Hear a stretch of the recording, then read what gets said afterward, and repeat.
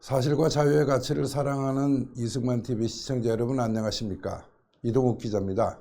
오늘도 이동욱 기자의 현대사로서의 5.18 제1부 현대사 리터러시의 그 마지막 최종의 제9편을 시작하도록 하겠습니다. 오늘의 제목은 우리 시대의 유령, 북한 특수군의 탄생과 진화, 그 분열과 내전의 씨앗이라는 주제로 현대사 리터러시 최종회를 시작하도록 하겠습니다. 여러분, 우리가 지금까지 해왔듯이 현대사 문해력, 현대사 리터러시의 요체는 결국 사실 확인입니다. 사실 확인을 위한 각성이 곧 스스로 자아를 형성합니다. 눈목자에 삐침이 붙어서 스스로 자아로서의 내면의 눈을 뜨고 우리는 스스로가 계몽의 빛을 보게 되는 것입니다.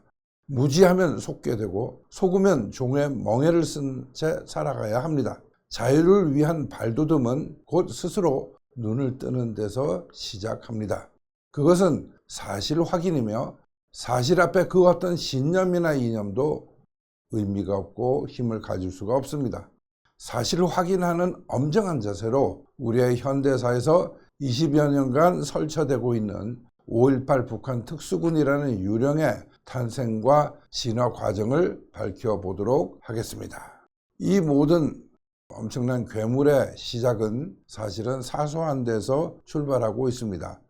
우리 시대의 유령 제1부는 신문 광고입니다. 지만원 씨죠. 육사 22기고 대령 예편했고요. 또 군사평론가이자 과거에 96년부터 김대중 대통령 후보의 그 선거 캠프에서 국방정책 자문위원으로도 일을 하고 있었고, 그리고 시스템사회운동본부 대표를 맡고 있기도 했습니다. 이분이 96년도에 김대중 캠프에 갔다가 그다음에 거기서 어느 정도 있다가 이제 소외되기 시작하고, 그리고 나서부터 상당히 악감정을 가지고 김대중 정부와 척을 지게 됩니다. 그러는 가운데 이런 신문 광고가 등장하죠. 대국민 경계령, 좌익 세력 최후의 발악이 시작됩니다. 2002년 8월 16일 동아일보, 17일 문화일보 광고에서부터입니다. 이제 사건의 발단이 시작이 됐는데 이 시작이 바로 2002년 8월 16일입니다. 왜 제가 저 날짜를 강조하느냐? 유령의 탄생은 생일이 있는 거죠. 대국민 경계령, 좌익 세력 최후의 발악이 시작됩니다 하는 제목에서 굉장히 많은 글자들이 있는데 앞부분을 읽어보겠습니다. 김정일의 운명이 다급하게 돌아갑니다. 김정일 없는 좌익은 뿌리 없는 나무입니다. 정권 말기에 들어서면서 더 정신없이 퍼집니다. 약점이 잡힌 것 같습니다. 그리고 마지막 발악이 예상됩니다. 이런 광고가 쭉 나가다가 이 광고 문안 마지막 부분에 닿으면 빨간 글자입니다. 광주 사태는 소수의 좌익과 북한에서 파견한 특수부대원들이 순수한 군중을 동원하여 일으킨 폭동이었습니다 하고 한 문장이 들어간 거예요. 제가 이 글들을 전부 다 이렇게 대충 세어보니까 한 4,600자가 되는데 저 문장은 거기에 한 1, 2%밖에 안 됩니다. 근데 저 문장으로 인해서 이제 사건이 벌어져요. 저 광고가 2002년 8월 16일 날 시작이 됐는데 그때 이제 이분이 등장합니다. 김후식 씨, 지금도 살아계시죠. 김우식 5.18 구속 부상자회 회장입니다. 근데 저분이 저 광고를 보고 나서 광주에서부터 저분 표현으로 하면 한 10대 명이 봉고차 2대에 분승해서 서울로 이제 달려오는 겁니다. 너무나 화가 나서 달려와가지고 그날 낮에 충무로에 당시 있었던 지만원 씨 사무실을 점거하고 벌기를 한 거죠. 그죠? 상당히 많은 이제 화풀이를 한 거예요. 그때 이제 지만원 씨는 그래서 도망을 간 것 같은데 자기 집으로 갔습니다. 그 김우식 씨를 포함해서 한 10대 명의 구속부상자회 회원들이 차를 몰고 안양으로 가서 일반적인 아파트 엘리베이터 옆에 있는 문, 그 문을 그냥 완전히 부서져라 두들기면서 나오라고 화풀이를 한 겁니다. 안 나가고 숨어 있다가 밤 8시가 좀 넘어서 지만원 씨는 서정갑 대령연합회 회장에게 전화를 합니다. 지만원 씨도 대령 예편이었고 저분도 대령 예편이죠. 전화를 받아보니까 회장님 저 좀 도와주십시오. 살려주십시오 하면서 아파트 그 현관 밖에서 소리치는 고함 소리가 수화기 너머까지 들려올 정도로 상당히 시끄러웠다 그래요. 그러면서 우리 애들이 겁에 질려 있는데 좀 도와주십시오 하길래 이제 저 서정갑 대려연합회 회장께서도 전화를 좀 바꿔달라 그랬습니다. 그래서 이제 지만원 씨가 김우식 회장한테 아파트 현관 밖에 있는 사람이죠. 핸드폰을 전해주고, 그래서 이제 서정갑 대령과 김우식 회장 간의 비대면 통화가 시작이 됩니다. 우리 이러지 말고 우리끼리 만나서 해결합시다 하고 이제 서정갑 대령이 제의를 했더니 김우식 회장도 좋다 그러고, 그래서 1대1로 만나자. 만나는 장소는 전쟁 기념관 충원탑 앞 밤 12시 정각 하고 양쪽 다 이제 합의를 합니다. 그리고 이제 서정갑 대령은 한쪽에 보관해 왔던 전투화를 꺼내 신고 군복과 모자까지 쓰고 비무장이지만 완전한 복장을 착용하고 나가려고 하는데 한 10시 반 11시쯤 돼서 저 김우식 회장으로부터 전화가 다시 걸려옵니다. 서 회장님, 우리 그냥 내려갈랍니다. 그동안 미안했습니다 하고 전화가 끊어지더래요. 그렇게 해서 김우식 씨를 포함한 5.18 구속 부상자 회원들이 다시 광주로 내려간 다음에 8월 29일 날 지만원 씨를 고소하고, 그로 인해서 지만원 씨는 10월 14일 날 결국 구속이 됩니다. 광주 교도소에서 형을 살다가 2003년 1월 28일 날 항소에 의한 집행유예를 받고 석방이 됩니다. 지만원 씨는 2003년도에 석방이 되면서 자기 나름으로 이제 준비하기 시작을 하죠.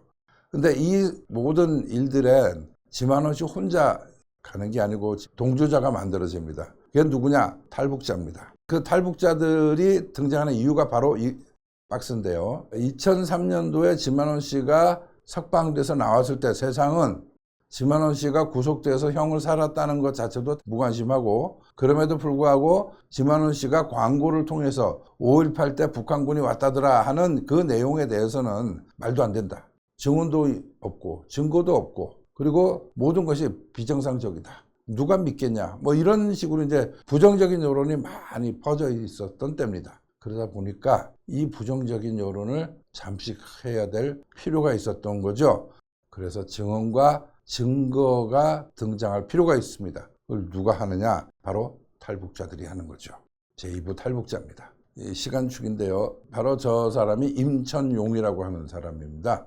67년생이고 96년에 탈북해서 중국을 거쳐서 태국을 거쳐서 2000년 초에 한국에 입국합니다. 국정원에서 나온 자료를 보니까 2000년 당시에 정착금 지원받고 국정원에서 첩보 수집 또 분석 작업에 전문위원으로 이제 참여했는데, 자꾸 저 과장 또 거짓 보고가 올라오고 해가지고 결국 이제 평가하다 보니까 이 사람을 해촉해야 되겠다 했고 해촉이 잘린 거죠. 그때부터 이제 경찰에서 저 사람을 관리하게 됐는데 2004년 8월이네요. 캐나다로 출국을 해버렸어요. 대한민국 여권이 그만큼 힘이 있으니까 캐나다로 출국을 했는데, 캐나다에서 그냥 있는 게 아니라 미국으로 미입국합니다. 탈북 브로커들이 있어요. 또 이제 남한에서의 탈북자 대상한 브로커들은 탈북자들에게 가서 제3국으로 가서 미국으로 잠시 들어갔다가 미국에서 숨어갖고 계기다 보면 이제 영주권 나온다. 성공한 사례는 누구다. 뭐 이런 식으로 해서 이제 한국에서 적응 실패한 그런 탈북자들을 꼬시는 일들이 제법 있었습니다. 임천용도 거기에 이제 걸려들어서 미국으로 미입국을 했다가 체포가 되고 이제 저기서부터 정치적 망명 신청을 하죠. 근데 저 임천용 씨는 망명 신청을 하면서 인터뷰를 하다가 이제 자기 과시욕이 또 발동이 돼가지고요. 이런 얘기를 합니다. 저는 북한에서 특수부대에 있었는데 휴대용 핵폭탄을 은닉한 뒤에 특정 지역에 침투하고 상부의 명령에 따라 주요한 인물을 암살하도록 특수훈련을 받았다. 그러다 보니까 이제 미국에서 당신은 이미 대한민국에서 4년간 살아왔는데 북한으로부터의 위해가 있다고 해서 망명을 해달라 그러냐. 당신은 대한민국에서는 지금 현재 정치적 망명을 할 하등의 이유가 없으니까 못 받겠다.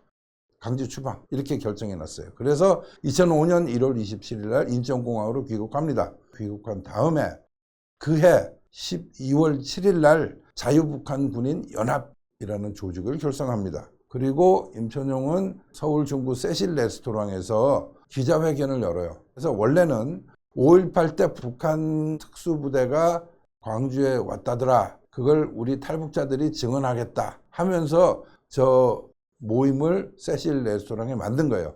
그런데 전날 기자회견장에 수많은 기자들이 왔지만 정작 증언해야 할 중요한 탈북자들은 한 명도 나오지 않았습니다. 아직 준비가 안 된 거죠. 그러니까 이제 다른 얘기를 해요. 지금도 북한 인민군에서 복무하고 있는 장교들하고 비밀리 연락을 주고받는다. 우리의 최종 목표는 북한의 자유민주의 실현이다. 뭐 이런 얘기를 하는 거죠.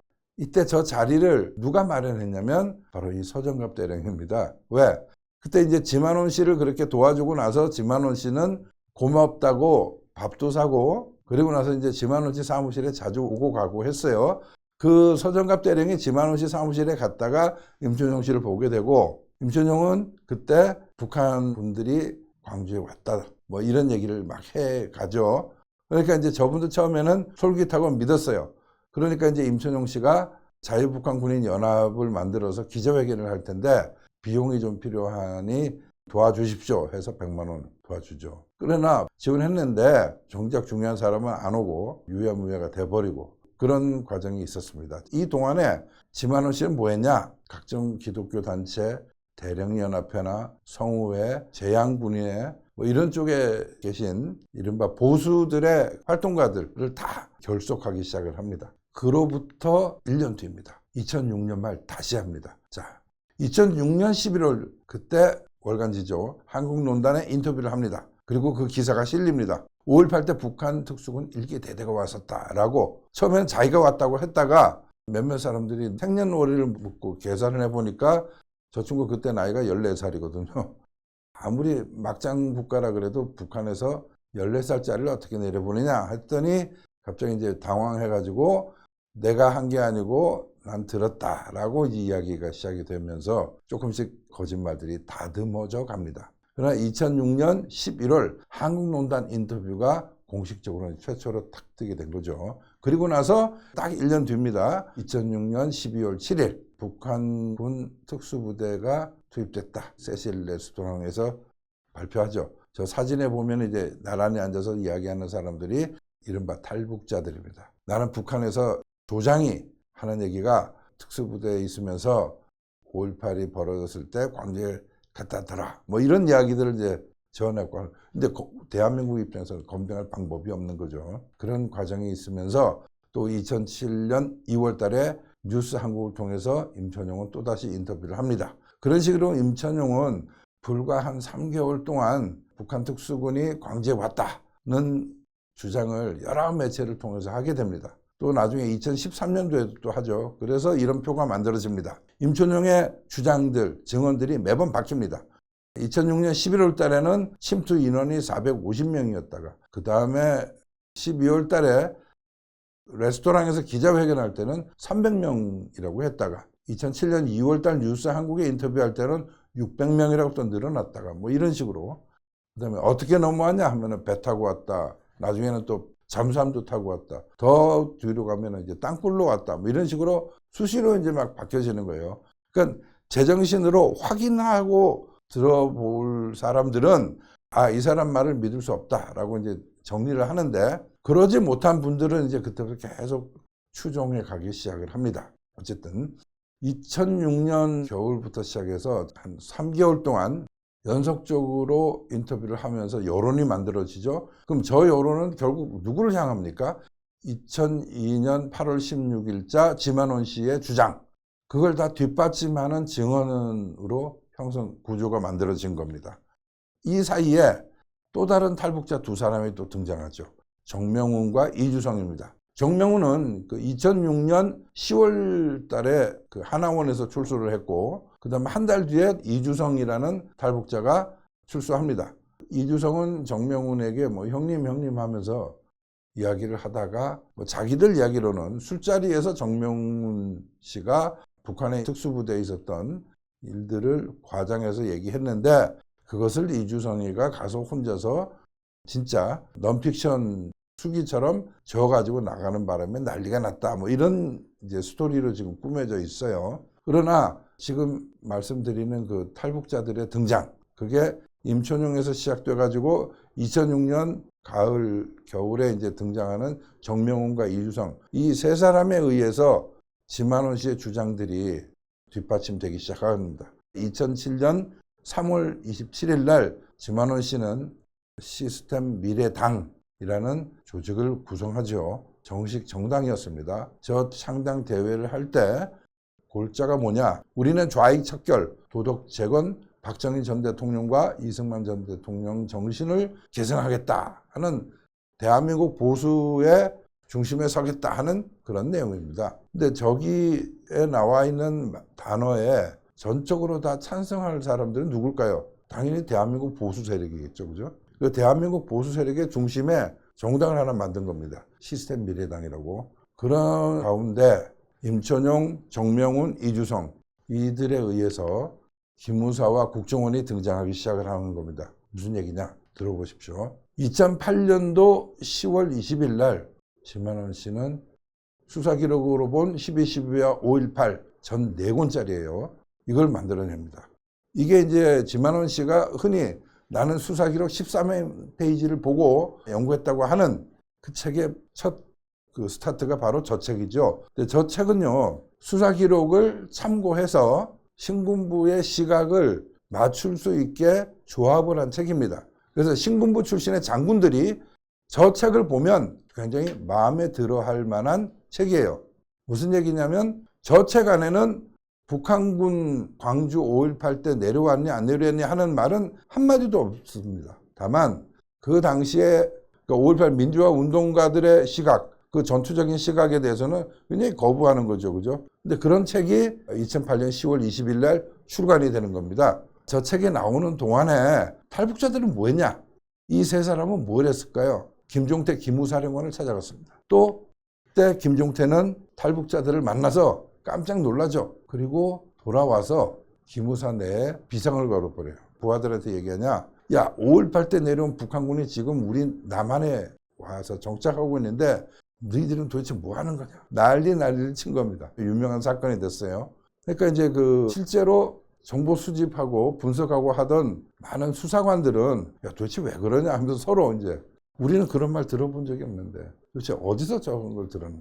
신기하죠? 근데 김종태 기무사령관처럼 우리 사회 상층부에 있는 사람들이 거꾸로 이제 영향을 받아서 움직이기 시작하는 거예요. 또 있습니다. 돌아가셨지만 박세직 전 안기부장. 이분이 이제 제한군인회 회장으로 계실 때 저 탈북자들이 찾아가요.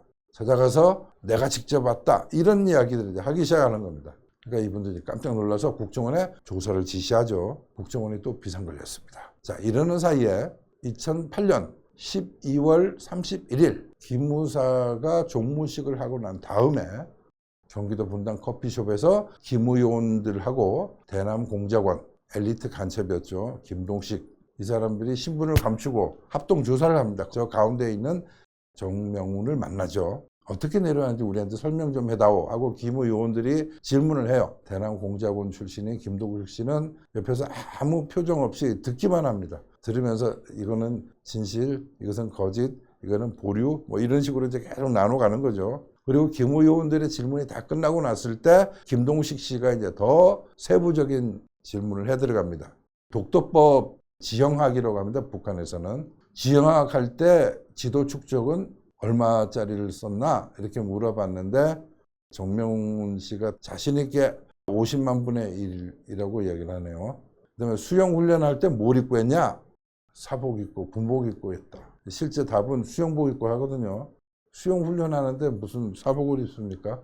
그러니까 그런 저런 걸 해가지고 결론을 내죠. 정명훈 앞에서는 넌 거짓말이다 라고 얘기 안 하고 그냥 돌려보내요. 돌려보내고 기무요원들에게 이제 김동식 씨가 얘기를 합니다. 저놈은 저거 다 순구라다. 그래서 이제 기무사는 더 이상 저기에 빨려들지 않고 브레이크를 잡았어요. 자, 그런데 이제 국정원의 문제입니다. 2009년 1월 28일 코리아나 호텔 커피숍에서 또다시 저 탈북자와 이동복 전 안기부장 특보, 조갑재 월간조선 대표 같이 만나게 되죠. 그러면서 탈북자들의 이야기를 유심히 듣습니다. 저 무렵에 조갑재 대표는 저에게도 이제 물어봤었어요. 그래서 제가 이제 조목조목 설명을 해주고 조갑재 대표도 더 이상 저들의 농간에 흔들리지 않는 나름의 기준을 갖게 됐는데 조갑재 씨는 유일하게 이건 거짓말이다 믿을 수 없다 하고 이제 꼼짝달싹을 안 한 겁니다. 만약에 조갑재 씨가 이렇게 믿게 됐으면 그 이후에 우리나라에 굉장히 영향력을 미칠 수 있는 그 월간조선이라는 매체를 통해서 아마 상당히 많은 유령들, 가짜 유언비어 엄청 많이 퍼졌을 겁니다. 그러나 정보기관이 문제였습니다. 이동복 전 안기부장 특보는 국정원에 제보를 하면서 조사를 충명합니다. 5.18 때 내려왔는데 조사. 국정원이 2009년 2월 9일자 보고서를 제가 입수했어요. 그러니까 제목이 광주 사태 직접 침투 탈북자 입국 준항 사실 여부를 확인하다. 복명 지시에 의해서 지금 확인한 겁니다. 하는 뜻입니다. 정명훈이 5.18 당시 자신이 직접 광주에 침투하였다고 주장한 것은 남한 사회의 관심을 끌어보기 위한 허위 제보였다고 실토하는 바, 임천용 등 여타 탈북자들의 주장 내용과 같이 사실이 아닌 것으로 평가한다. 국정원 평가했어요. 그죠? 그러면서 탈북자 정명훈에 대해서는 엄정 경고를 줬지 않은 한편 이동복 전 의원에게 관련 주장 내용 및 제보 경위 등을 설명토록 하겠음. 끝. 이동복 씨는 저 때부터 이거 조심해야 되겠구나 하고 이제 알게 된 거예요. 정보기관을 통해서. 근데 우리 국민은 모르죠. 이제 이상한 일들이 벌어집니다. 국정원이 저 탈북자들의 활동, 또 기무사가 저 탈북자들의 주장 다 조사를 했어요. 언제? 2008년 말 2009년 초에. 참으로 이상한 책들이 이제 나오기 시작합니다. 2009년 1월 21일 흑막 속에 드러난 5.18 광주 사태의 진상.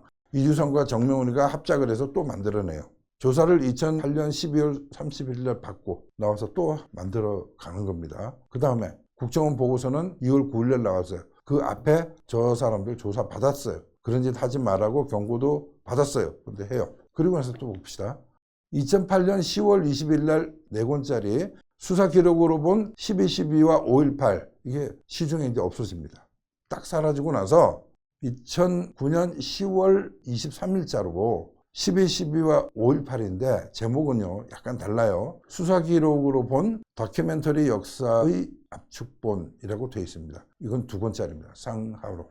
저는 아까 소개시켜드렸던 12.12와 5.18 4권짜리는 보는 시각에 따라 이렇게 편집해서 이야기할 수도 있겠구나까지는 되는 책이에요.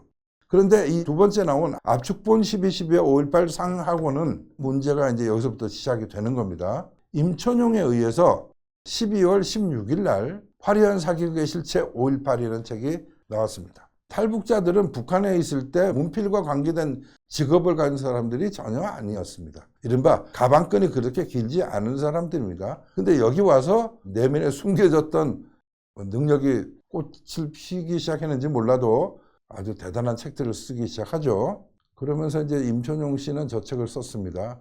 하권 128페이지에 가보면 탈북인들이 내놓은 증언록이 나옵니다. 그리고 164페이지에 가면 북에서의 5.18 기념 사례가 이른바 수사기록으로 본 역사책 12.12와 5.18이라는 책 안에 있어요. 수사기록에 탈북인들의 증언록이나 북한에서 5.18을 기념한다 뭐 이걸 우리의 대한민국의 그 당시 계엄군법회의 또는 계엄군 감찰부 여기에서 기록해서 수사기록으로 남겨놓을 이유가 없죠. 그런데 왜 저 책 안에 이런 내용이 들어있냐 이거죠. 더군다나 지만원 씨 책은 10월 23일 날 나왔고 탈북인들이 내놓은 증언록의 내용, 북에서 5.18을 기념 사례의 내용은 화려한 사기극의 실체 저 책 안에 있는데 저 책은 지만원 씨 책보다 늦게 나왔어요. 늦게 나왔는데 지만원 씨는 임천용이라는 탈북자가 이런 얘기를 했다고 하면서 자기 책 안에 먼저 나와요. 이럴 수 있을까요? 그러고 나니까 저 책이 더 궁금해지고 임천용 광명기획이 궁금해진 겁니다. 그래서 제가 찾아가 봤습니다. 저 책을 만든 곳은 어디냐? 판권을 보니까 서울특별시 영등포구 물레동 2가 나오죠. 그죠? 그래서 직접 찾아가 봤더니 저 건물입니다. 2층에 있습니다. 2층은 2개의 실로 201호와 202호가 있는데 임천용은 그 당시 201호를 사용했다고 합니다. 201호의 문이 저렇게 되어 있습니다. 물레동 지역에서는 상당히 제대로 세를 지불해야지 쓸 수 있는 그런 건물입니다. 더군다나 평수가 꽤 넓어요. 여러 사람들을 물어봤더니 저 책이 만들어지던 당시에 2009년 겨울에 몇몇 남자들이 와서 월세 지불하고 이사를 꼭 야밤에 하고 낮에는 사람이 오가지도 않고 밤에만 몇몇 사람들이 왔다 갔다 하다가 저 책이 나오고 나서 저 골목 사이로 밤에 사다리차가 와서 상당히 많은 물건들을 2층으로 실어 넣더라 이거예요. 이제 건물 관리인이 가서 뭐냐고 물어봤더니 대북 전단과 풍선이랍니다. 그걸 이제 설명을 막 해준 거예요, 임천용 씨가. 그래서 이제 건물 관리인이 기억을 하는 거죠. 이 대북전단 사업은 탈북자가 마음대로 하는 게 아니고요. 이게 상당히 이제 외교적인 문제도 생기고 남북 간의 문제도 생기고 하기 때문에 어느 힘 있는 기관이 컨트롤을 하죠. 그 컨트롤을 하는 쪽이 국정원입니다. 그거는 이제 기자들 사이에서는 상식인데, 근데 임천영 씨는 대북 풍선을 날릴 수 있는 그런 역량이나 뭐 그런 의지를 가진 분은 아닌데 대북 풍선이 왜 갔을까요? 왜 국정원이 유언비어를 퍼뜨리는 사람에게. 자, 그 다음에 5.18 사건 관련 수사 및 재판 기록이라는 제목의 자료들이 이제 있어요. 이런 걸 보셔야 되는 겁니다. 그때 보면 이렇게 나오는 거죠. 정교사 보통 군법회의 수사 재판 기록인데요. 만약에 지만원 씨가 정직하게 수사 재판 기록을 가지고 책을 썼다면 어떤 내용이 나오느냐? 검찰관이 묻습니다. 이어서 피고인은 공소 외 김아무개 및 성명 불상자 2인과 공동으로 같은 날 15시 30분경 해남읍 성내리 소재 해방경찰서에 침입해서 동 김아무개의 위 트럭을 후진시켜 적재한 부분으로 동경찰서 무기고를 충돌하여 파괴하고 피고인 등이 동소에 보관 중인 애무함 소총 50여 등을 약탈한 사실이 있지요? 예. 용택이 친구라는 사람이 위차에 후진 신호를 하고 용택이라는 사람이 위차를 후진으로 무기고를 들이받아서 파괴하여 본인 등이 위총을 가지고 나왔습니다 하고 진술을 해요. 여러분 요것만 가지고도 이제 그림이 그려지시나요? 예비군 무기고 경찰서 무기고에서 무기를 탈취하는 과정이 여기 나와 있죠. 어떻게 나옵니까? 그냥 트럭 몰고 와서 트럭을 후진시켜 가지고 창고를 부수고 총 가져온 거예요. 검찰관이 묻습니다. 피고인들이 위와 같은 시위, 약탈, 파괴 행위를 자행하면서 다니다 보니 광주시 그 일원의 상태가 어떠하던가요? 했을 때 이제 피고가 이렇게 얘기하죠. 대학생들의 데모를 진압하는 공수부대원들이 학생과 시민을 무차별 살상하고 연행해서 이에 반발한 학생과 시민들이 들고 일어나 폭동화되어서 계엄군 및 경찰서, 파출소, 지서 등을 방화, 파괴하고 무기고를 습격해서 무기를 약탈하여 계엄군에 대항하여 경찰관, 계엄군은 모두 쫓겨가고 광주시는 폭도들이 점령하여 아시아자동차의 군용 집차, 장갑차, 트럭 등과 광주 시내의 각종 차량들을 폭도들이 탈취하여 무장하고 거리를 누비며 하면서 쫙 다 나와요.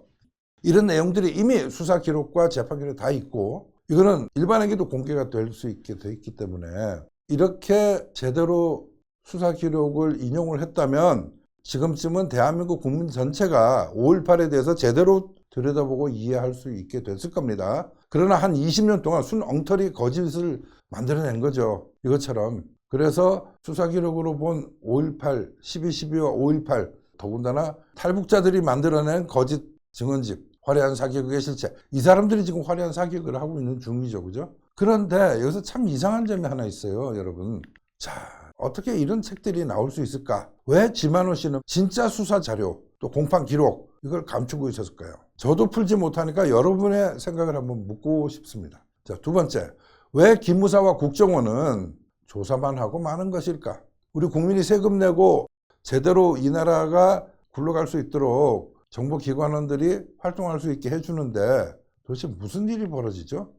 왜 탈북자들의 증언들이 출판도 되기 전에 지만원 씨 수사기록 압축본에서 먼저 등장하는지, 도대체 저 탈북자는 지만원 씨와 무슨 관계가 있고 저 책은 지만원 씨와 무슨 관계가 있는지 참 미스테리한 겁니다. 이러는 사이에 지만원 씨는요 청와대에 민원을 냅니다.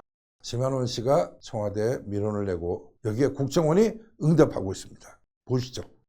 2009년 10월 23일 저 두 권의 책이 나오지 않았습니까? 그죠? 그리고 나서 11월 19일 날 지만호는 탈북자 합신 과정에서 5.18 당시 북한군 침투 진술 내용을 은폐하였다며 조사관 처벌을 요구하는 민원을 청와대에 제기했다. 이게 무슨 얘기냐면요. 탈북자들이 이제 허위 증언을 하죠. 이제 뻥튀기를 하면서 5.18 때 우리 이모부가 내려왔다더라.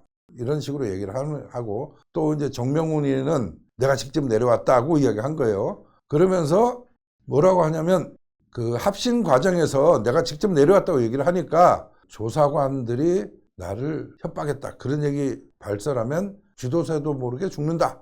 나 물어라. 뭐 이렇게 협박을 했다는 거예요. 그러면서 지만호는 이 이야기를 가지고 청와대에 민원을 냈어요.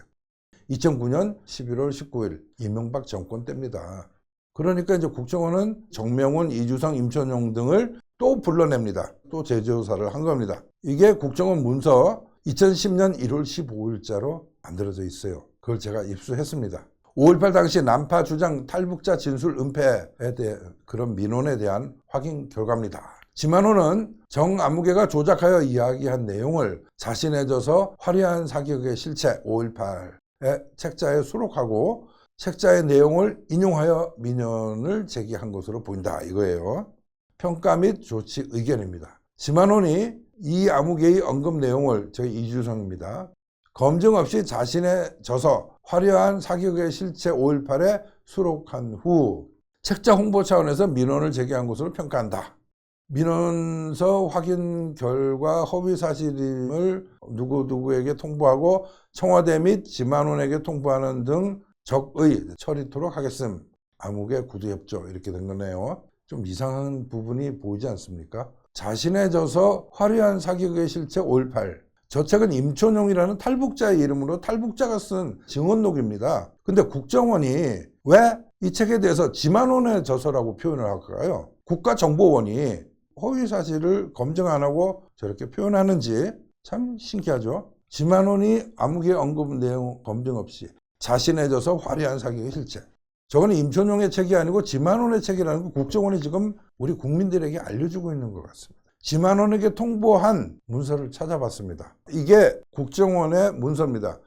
귀하께서 제기한 민원의 사실 여부를 확인하기 위해 당시 정부 합동조사반에서 조사를 받았던 정명훈 및 담당 조사관을 면담한 결과 조사 시 탈북자 정명훈이가 5.18 당시 광주에 침투했다는 내용을 진술한 사실이 전혀 없었던 것으로 확인되었습니다. 또한 탈북자 정명훈은 08년 말경 탈북자 이주성에게 자신의 재북 경력을 과시하기 위해서 북한에서 들은 내용을 과장해서 거짓말하였다고 말하고 있었고 정명훈보다 먼저 입국하여 조사를 받았던 그의 누구누구와 누구누구 역시 5.18 당시 북한군 난파 내용을 진술한 적이 없는 것으로 확인되었습니다. 그리고 09년 2월 이동복 전 의원이 위 탈북자 이주성이로부터 5.18 당시 난파된 탈북자가 국내 거주 중이다 라는 내용을 등문하고 우리 원에 제보하여 당시 사실관계 확인을 위해 우리 원 담당관이 위 탈북자 이주성과 정명훈을 만났으나 당시에도 정명훈이는 거짓말하였다고 스스로 해명한 바 있고 따라서 그들을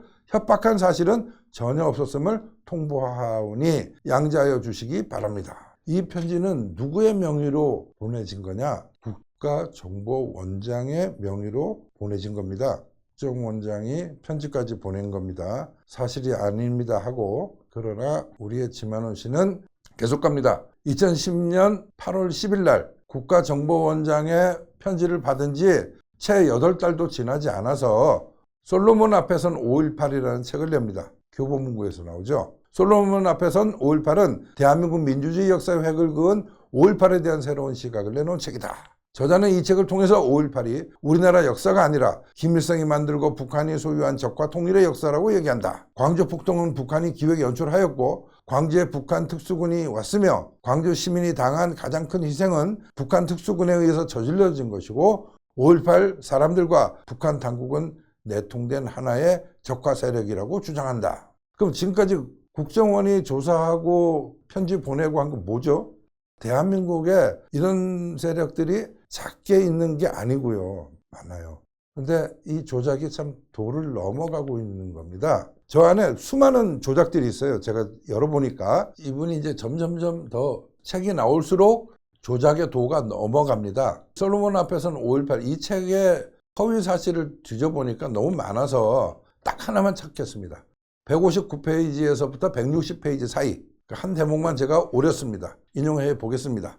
계엄사 6본에서 만들어낸 5.18 관련한 기록이에요. 계엄사에는 당시 정보기관에서 입수한 첩보에 의하면 북괴가 국외조의 비정규전 부대를 투입함과 동시에 남침을 강행하기로 결정하고 광주 사태가 악화 일로에 있으니 더욱 전국적으로 확대되기를 기다리며 기회를 노리고 있었다는 내용이 있다 하면서 증거 17번 157쪽에 6에서 8줄 뭐 하면서 어디 이제 법정에 내는 증거 서류에도 저런 거 나와요.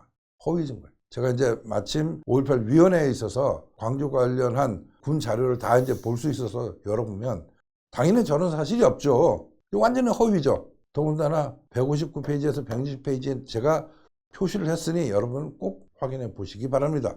전부 다 왜곡이고 조작인 겁니다. 이상한 국정원 그리고 지만원 씨 참 이해가 가기 쉽지 않습니다.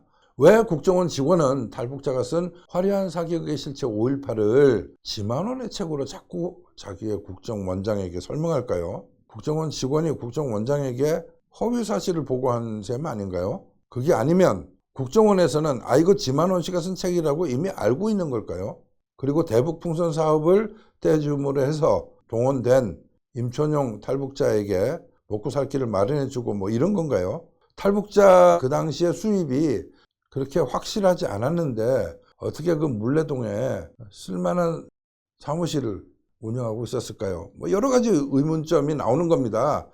왜 국정원은 2009년, 2010년 두 번에 걸쳐서 같은 탈북자들을 조사하고도 아무런 조치가 없었을까요? 탈북자 입장에서 한번 돌아볼까요? 이 남조선에 와서 그 악명 높은 기무사나 국정원 직원 가서 두 번이나 조사를 당했지만 거짓말 적당히 하니까 그냥 넘어가더라. 뭐 이렇게 된 거 아닙니까? 또 왜 지만원 씨는 국정원장의 서한을 받고도 이 사실을 감춘 채 7달 뒤에 솔로몬 앞에서는 5.18을 보란듯이 출판할 수 있었을까요? 완전히 새빨간 거짓말을 다 집어넣어서 한 기관이 지만원 씨의 저런 행태를 지원하고 있는 거 아닌가 하는 흔적이 있어요. 행안부가 지원한 사업이 있습니다. 현대사 재조명 강연회, 화려한 사격의 실체 5.18을 중심으로 하는 이런 강연회가 열렸습니다. 아시다시피 저 책은 공식적으로는 탈북자 임촌용 씨가 쓴 거죠. 그죠?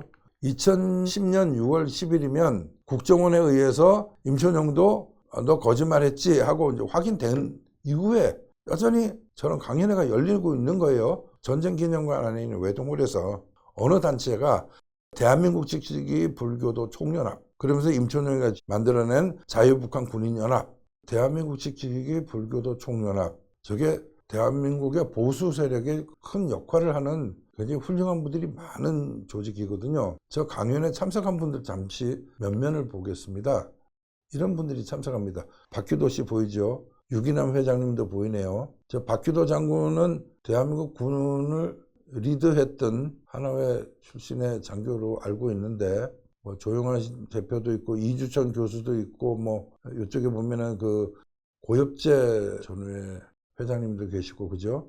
이분들의 중심에 누가 있냐? 임촌용이가 나가서 다 이제 설득을 해 가는 겁니다. 북한군 광주에 왔다고 버젓이 거짓말을 계속하고 있는 거예요. 국정원에서 조사했고 기무사에서 조사했고 거짓이다 거짓이다 했는데도 버젓이 가가지고 또 여기 사진에는 안 나옵니다만은 신윤희 헌병 단장 출신 그분도 나오죠. 또 있습니다. 2012년 2년 뒤에요. 11월 16일 마찬가지로 대한민국 지키기 불교도 총연합회 대불총이라고 합니다. 그리고 특전사 전후회 공동 주최했는데 현대사 재조명 강연회를 또 합니다.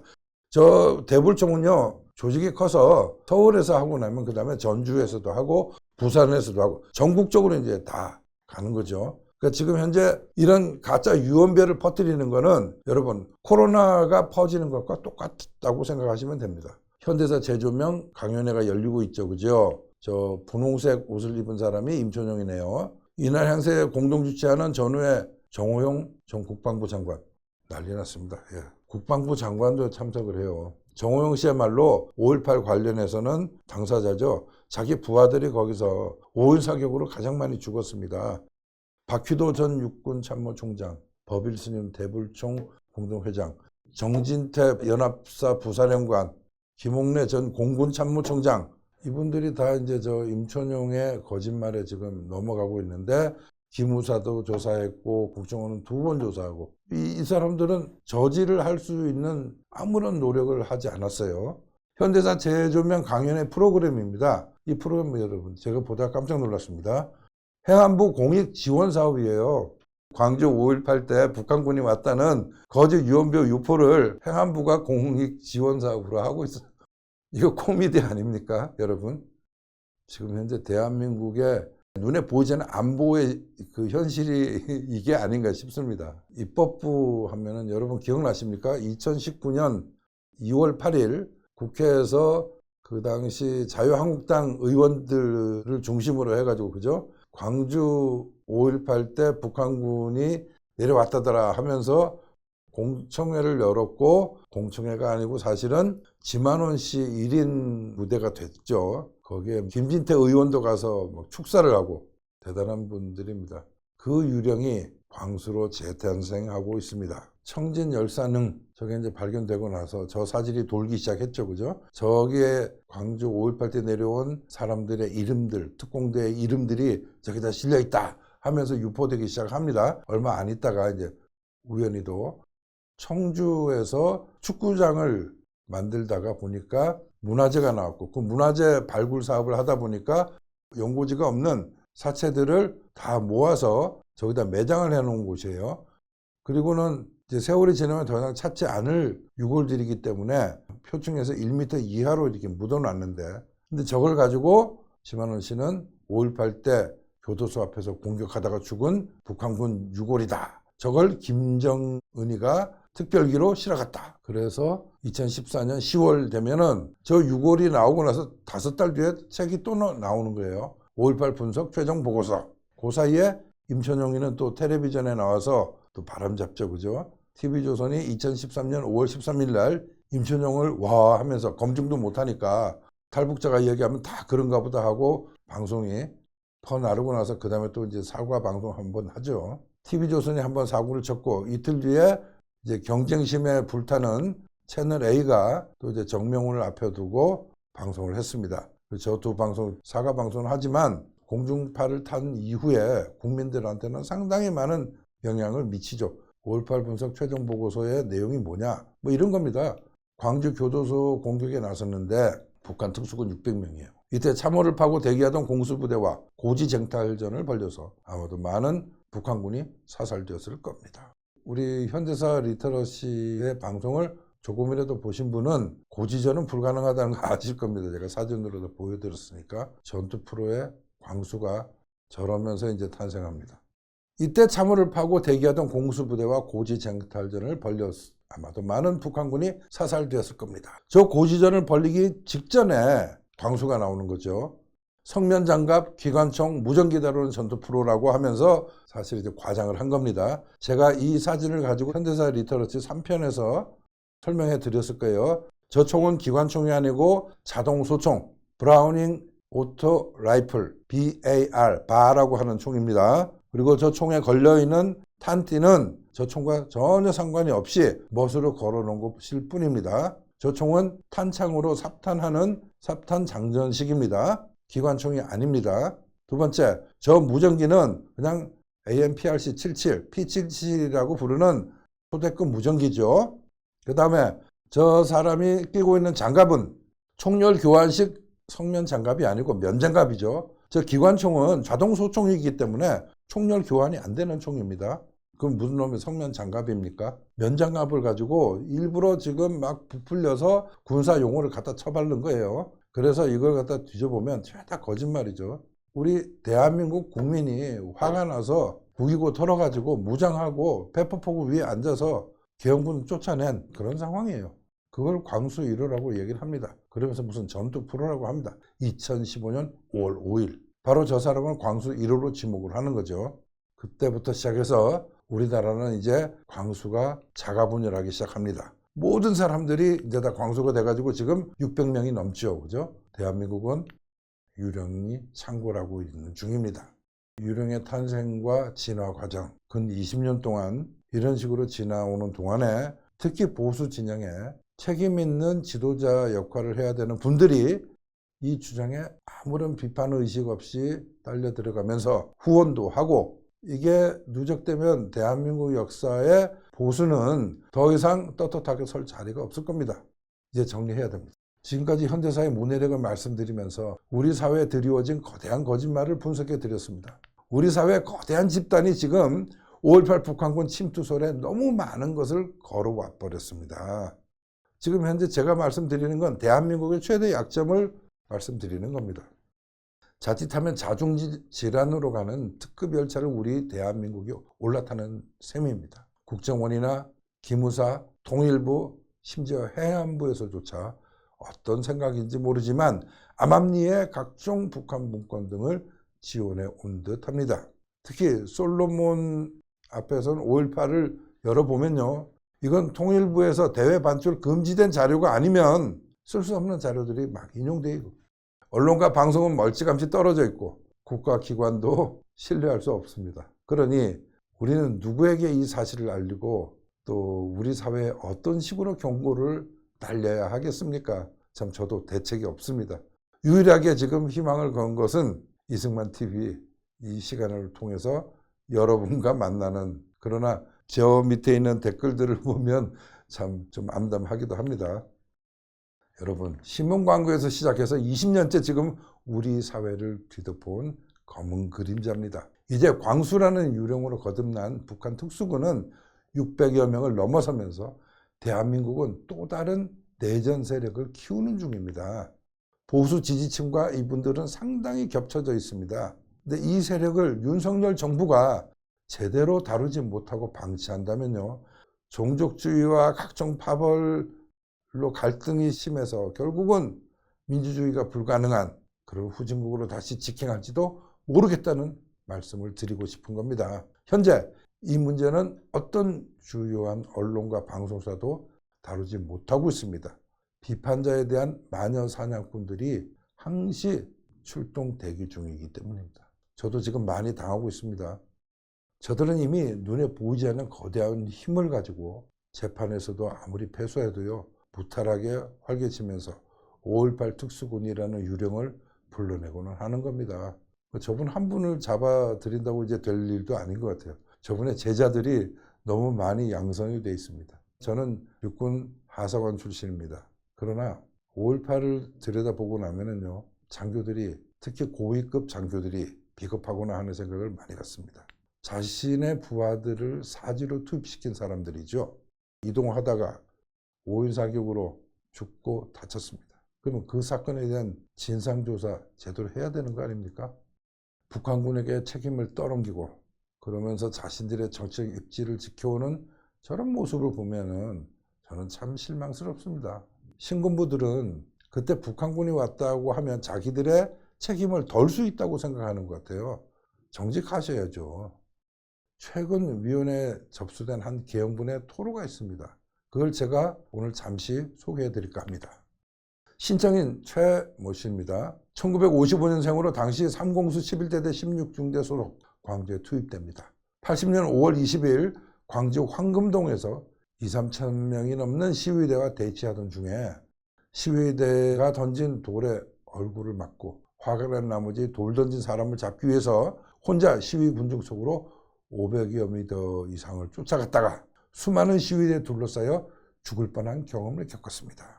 그 때문에 지금도 밤마다 꿈속에서 죽은 사람들이 갇혀가자고 잡아 끌거나 사람들이 모여서 넌 죽어야 돼 라며 비난하는 통에 당시 상황에 재현되는 악몽으로 괴성을 지르곤 합니다.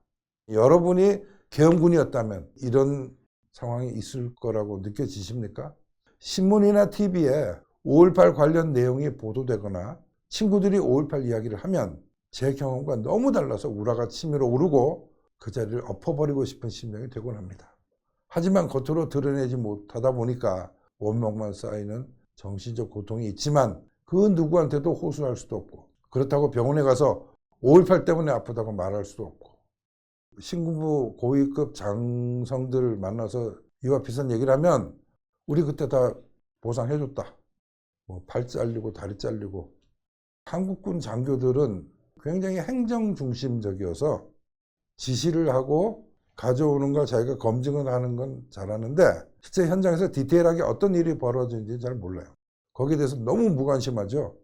5.18 당시 군의 명령 체계 안에서 임무를 수행할 수밖에 없었던 대다수 장사병들과 사망, 부상 등의 피해를 당한 군 피해자들이 지금까지 떳떳하게 얘기할 수조차 없었던 이유 중에는 말이죠, 군 고위직 장교 출신들이 정호용, 마찬가지로 박휘도 이런 분들 5.18의 책임을 북한군으로 돌리고 있기 때문에 더욱더 분열과 갈등의 원인이 있다고 생각합니다. 그러다 보니까 여러분들의 부하였던 계엄군들 출신은 어디 가도 떳떳하게 얘기할 수 없는 상황이 되는 거 아니겠습니까? 5.18이 민주화운동으로 귀결되면 계엄군도 민주화에 기여한 걸로 해석을 해줘야 되는 겁니다. 조사를 해주고 해석을 해줘야 되는 겁니다. 왜 근데 양쪽을 다 싸움을 붙이게 만듭니까? 여러분들보다 훨씬 덜 먹고 덜 입고 덜 살았던 5.18 진영의 그 동지회 사람들을 보면요, 나이를 먹을수록 더 옆에 있는 부상자들을 돌보고 또 그 사건을 추적해 가면서 저희들에게 압박을 해옵니다. 제대로 조사해달라고. 근데 지금 계엄군 쪽에서는 단 한 번도 제대로 조사해달라는 장군들을 만나본 적이 없습니다. 오히려 그분들은 북한군 조사해달라고 합니다. 북한군이 있어야 조사를 하죠. 창피한 노릇입니다. 11공수 63대대 차정환 대위가 있었죠.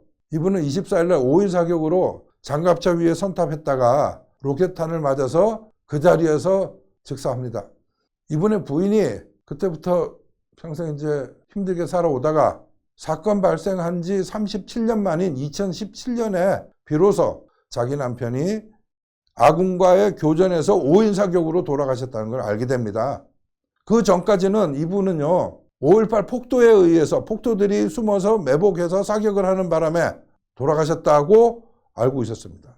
2017년 이분이 남편이 5인 사격으로 인한 사망으로 전사가 아닌 순직으로 바뀌는 과정을 지켜보다가 국방부에게 굉장히 아쉬운 소리를 하죠. 왜 이런 일이 벌어집니까? 대한민국에 5.18 당시에 관여했던 고위급 장교들이 없어서 그렇습니까? 도대체 대한민국에 5.18 관련한 장교들은 북한군이 아니면 자기들의 행동을 정당화할 수 없다고 생각하십니까? 그래서는 안 됩니다. 지금이 저는 마지노선 같습니다. 여기서 이대로 몇 년만 더 지나면 이제 저 광수 같은 유령들에 의해서 대한민국 보수 세력은 그냥 무너지고 그래서는 안 되겠죠. 그죠? 우리 사회가 광주의 피해자들에게 대하듯이 당시 계엄군들에게도 그들의 이야기를 들어주고 아픈 상처도 치유할 수 있도록 계엄군의 피해 상황도 심층 조사되어야 하는데 뭐 지금까지 누릴 것 다 누린 고위장성들은 뭐 북한군 유령 뒤에 숨어서 말이죠. 자신들의 책임을 회피하고 있는 것 같고 이 나라 보수 지식인이라고 하는 사람들도 숨어 있고 보수 언론인이라고 하는 사람도 숨어 있고 죄다 숨어 있습니다. 우리의 현대사의 가장 큰 응어리를 할 5.18에 대해서는 다음 시간부터 제가 본격적으로 다뤄보도록 하고요. 오늘까지 해서 5.18과 관계된 이건 이제 완전히 부수적인 북한군 광수의 진위, 특히 지만원 씨를 중심으로 한 여러 가지 부분들을 다 말씀드렸습니다. 이제 앞으로는 가능한 한 이런 부분에 대해서는 시간 낭비라고 생각하기 때문에 이야기하지 않고 제대로 된 5.18의 역사를 어떻게 하면은 이해할 수 있고 어떻게 또 접근해 갈 수 있을지에 대해서 여러분과 함께 이야기를 나눠보도록 하겠습니다. 오랜 시간 동안 시청해 주셔서 감사합니다.